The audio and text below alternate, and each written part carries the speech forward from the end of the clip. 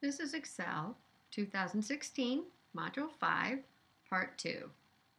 We're going to begin working with Excel tables. We're going to create one and then manipulate the data within it. So we're going to get back into our workbook called June, and you should be on the sales data worksheet. Now what I'd like you to do is select any cell within this sales data that's visible on this worksheet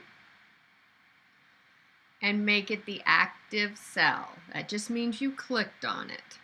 So if I click on C10, as I have right now, C10 is called the active cell.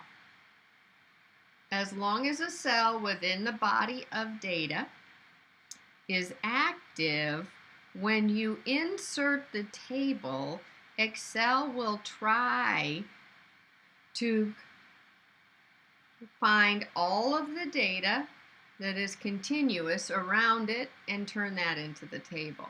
So let's go ahead and click on our Insert tab and insert a table.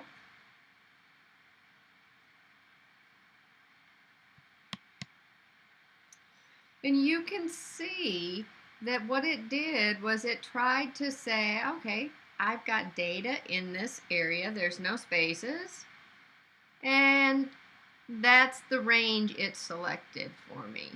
I can scroll down and make sure that that's correct. If I knew for sure it was correct, I wouldn't even have to do that. It does also ask us if the table that we are using has headers. And since we have column headers, the checkbox should be checked for this. So we're going to click OK, and you notice that it does turn it into a table. One of the benefits of tables is that I can format this area as a group instead of having to individually format the cells. And as you can see, it did some of that formatting for me automatically.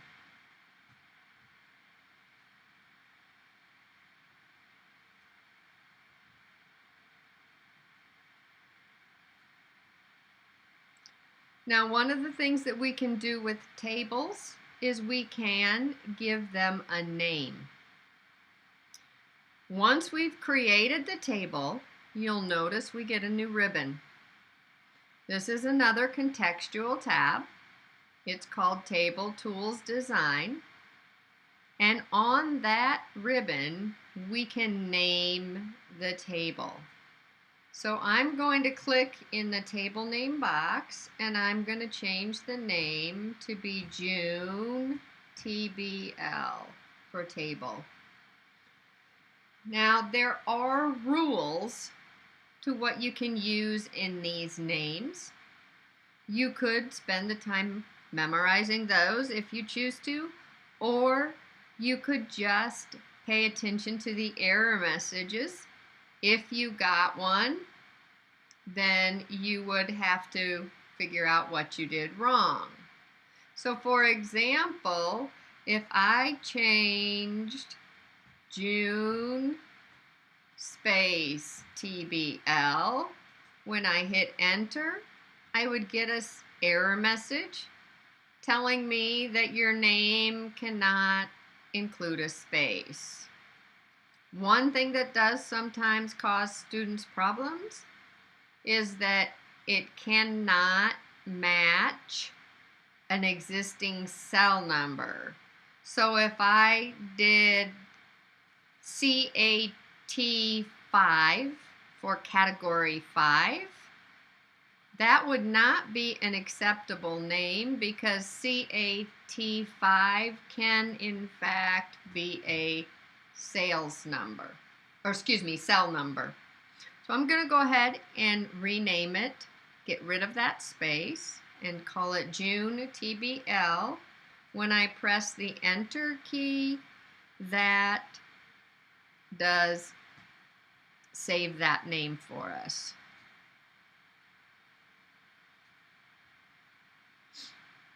Okay, now I'm going to look at some of the formatting options that we have. So the first option we have are to work with table styles. So if we hit the drop down arrow where it says more, you'll see that we have a lot of options. We have light options, medium, and you can see it's different coloring. And the dark options have even more colored text in. So you can pick a style you like. We are going to choose medium 7.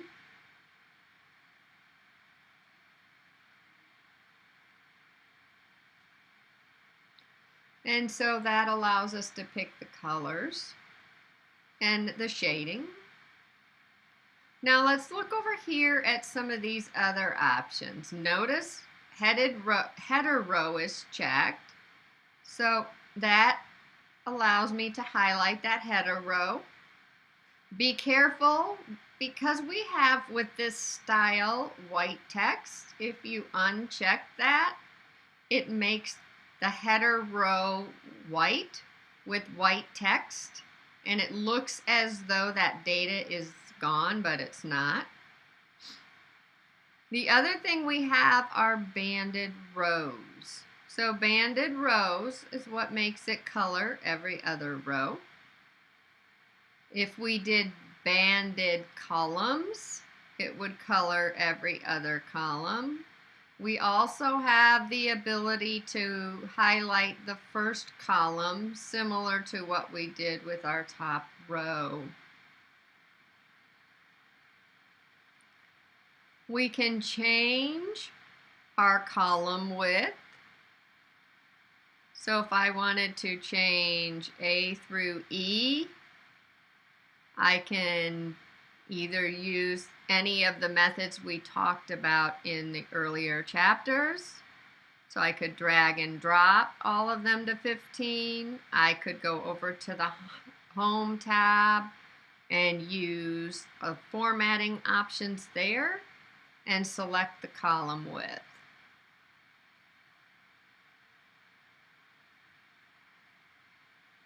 I could check this amount column, and if I wanted to change the number formatting, I would do that on the Home tab, because you're going to do it the same way we did with all other numbers. So I can apply the accounting format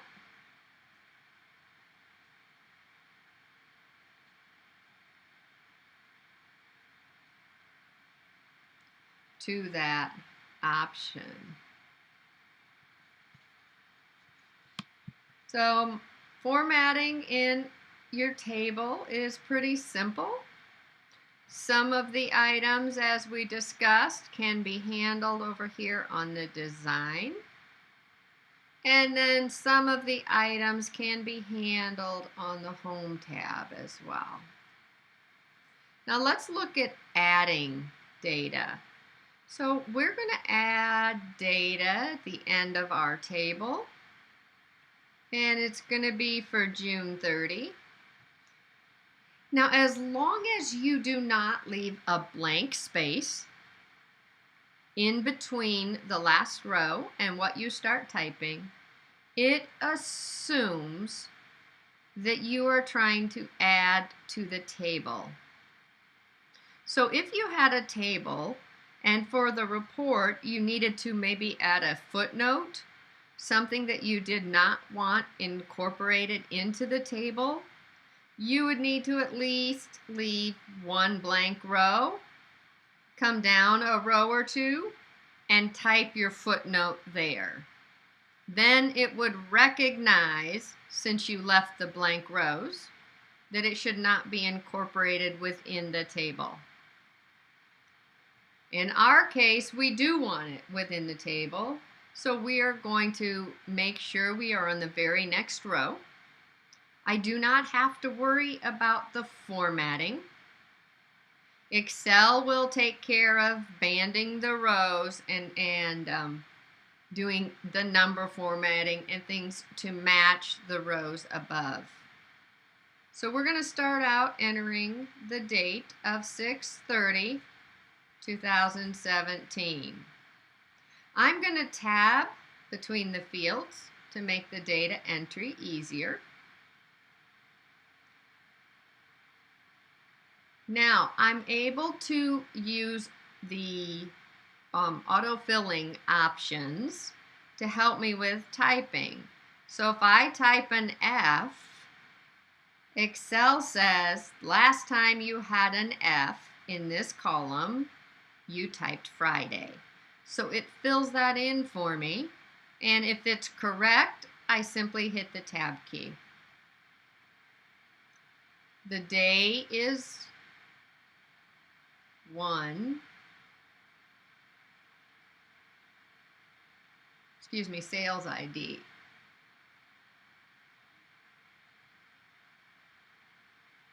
Business is individual. Once I start typing the I, it then fills it in for me. The dollar amount is $309. When I hit the tab key to finish that one, you notice it brings me down. It highlights the row green because that's the next color, and it's ready for me to start typing that next piece of information. So this one is going to be on 6/30 also. Notice we have to type in the date and the year 2017. If you leave the year blank, Excel will populate it with the current year, so it would change the date to 6/30/2016 since we are currently in 2016 when I'm creating this video. So if you're not in the current year that you're typing, you do have to type the year. So again, this is Friday. So I type the F. 1. Now this time I want it to be restaurant. But notice when I type the R, it doesn't fill it in because above you can see I have both residential care and restaurant. So I have to continue typing till it can figure out which one I mean. And RES is how both of them start. It's not until I get to the T that I can differentiate, or Excel can differentiate. So now restaurant is what I wanted. I can go ahead and tab. The dollar amount is $464.12. With dollar amounts, if the amount of pennies is 0, you do not need to type the decimal place or the pennies. It will fill that in for you. However, if there are pennies after, then you do have to type those numbers in. The trailing zeros, so on 192.80 that you see up in row 97, I would type 192.8 and it would automatically fill in the 0. On row 103, I simply typed 309 and it filled in both the decimal places and the zeros. So on the next row, 105, we are going to type again 6/30/2017. It's still going to be on Friday, and we want a 1 for the sales ID. This time it is in the group home. Notice when I type my G, it fills that in, so I can just hit tab. And it's 431.12. And the last record we're going to add is on 6/30/2017. Excuse me. There we go. It is still a Friday and a 1. And this time it's residential care. So again, when I type RES, it still isn't sure. It's not till I get to that 4th letter that it can fill in the balance for me. Now I'm going to type in a dollar amount of $225.02 and hit enter to indicate that I am done. So you can see how easy it is to add data. If the data you were adding was not at the bottom, you really do not have to insert rows up in the middle and edit that data that way, because you can easily sort your table and have the records end up exactly where you want them. So now let's look at how we can edit data. So I want to use the Find and Select to edit data. So I'm going to go all the way back up to the very top. I'm going to hit the Home key and then hit up.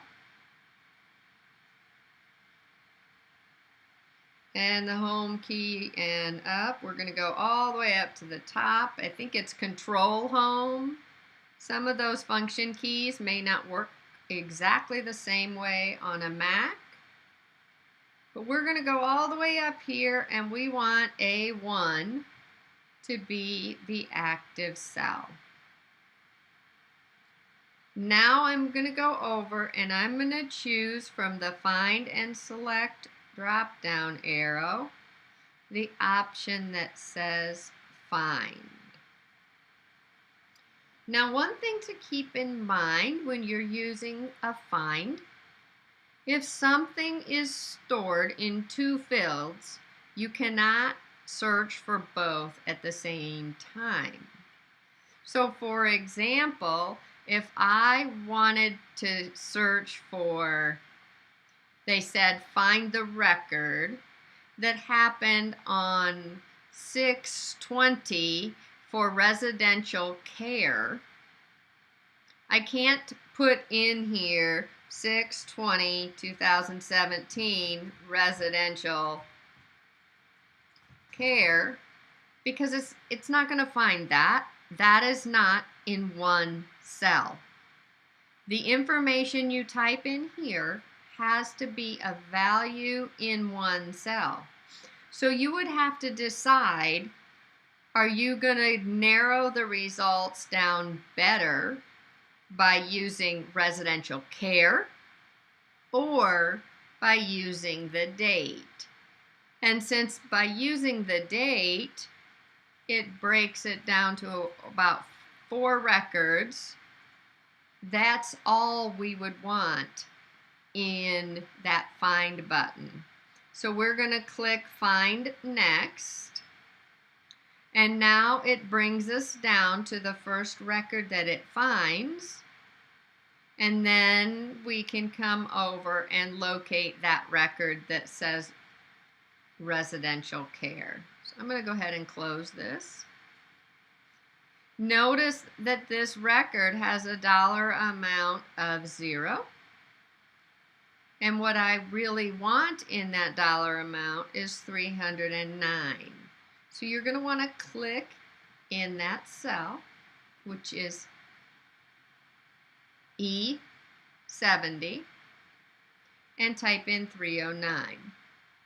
Now, if you notice, one of the things that happens with an Excel table is as I scroll down the table and my column headings would become off the screen, instead of doing freeze panes, I'm able to have those headings roll up and replace the column letter numbers.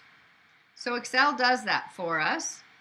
so that now as I scroll down, those headings stay visible and they stay as part of that column. They replace the column letters up there so that you can always see what you're looking at. Now let's take a look at deleting a record. Okay, so if I need to delete a record, I could either scroll or I could locate tables that are records that are duplicated, having the table tool use that for me. One thing to be aware of with contextual tabs, if I click out here, I am not clicked on the table. The contextual tab goes away. If I click on the table, then that tab appears. So if I scroll up, you'll notice that in row 56 and 57 are identical. So that would make me concerned, gee, what if I have other duplicated records and I didn't know about it? So I'm going to have Excel search for duplicated records and remove them. There's a tool on our Table Tools Design tab called Remove Duplicates. The key thing you want to be careful with is you have to specify which fields have to be duplicated in order for it to remove the record. We're going to leave all fields checked. And so if that's the case, only those records with all 5 fields identical will have one of them removed. But look at your data. If you said, if the check, remove them if the sales date and the day are duplicated, but you unchecked these boxes, it would remove everything from 6/1 except the very first record. Because it would say, oh, these 3 have the same date and day as that one, so they must be duplicates. So you really have to pay attention to which boxes are checked here and be very careful if you uncheck boxes that you know you're not going to remove data you did not intend on. So I'm going to go ahead and click on OK. And notice it did find that one duplicate value that we had identified, and it removed it.